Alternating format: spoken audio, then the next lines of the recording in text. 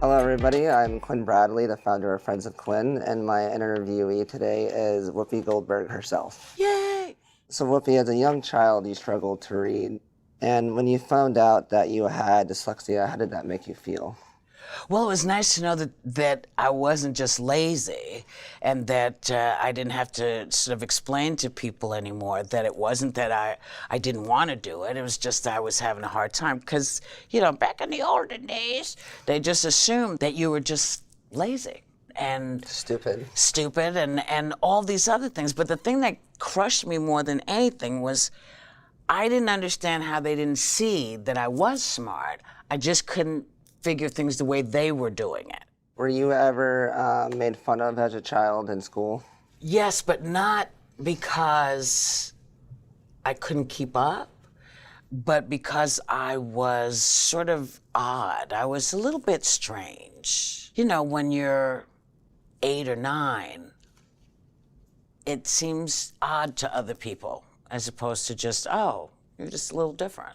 What was your support system like growing up? My mom, she would say to me, Karen, I know you get this because if I tell you, you understand it. I don't know what it is you have or don't have, but it's not something that's going to freak me out. Do you think it runs in the family a little bit? I think it does now, but as far as we can tell, nobody else has it but me.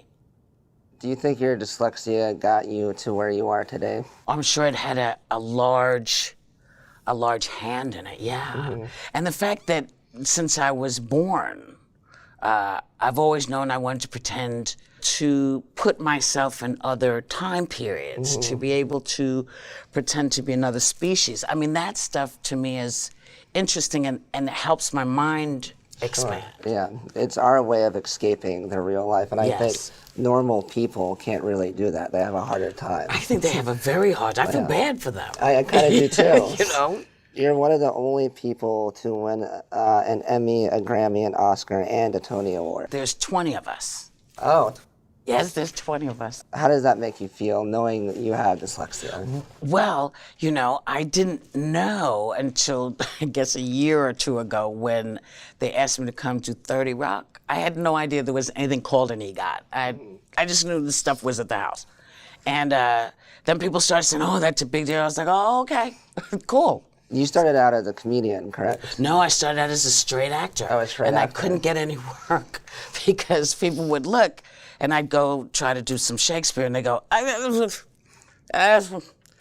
what are you here for? And I'd say, well, I'd like to audition for them. They go, no. Next.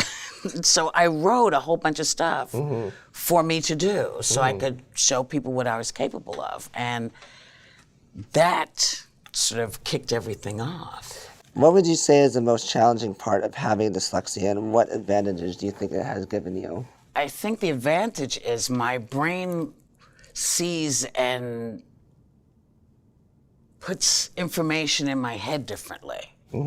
Sometimes more interestingly, I think, than if I saw like everyone else. I think it's less challenging now because we have some idea about it. But I think the challenge will always be how we see ourselves. Not as folks with a handicap, but folks with an interesting perspective on everything. Sure. What advice would you give to a parent who has a child and their child has just been diagnosed with dyslexia? Stop trying to find a reason that it happened. We don't know why it happened. So it's not your fault. So let that go and start paying attention. So you can understand that I do things differently.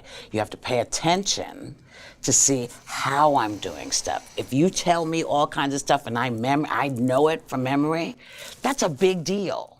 Don't say, oh, you're not getting it. They are getting it. You have to pay attention. Parents, pay attention. And don't call them stupid.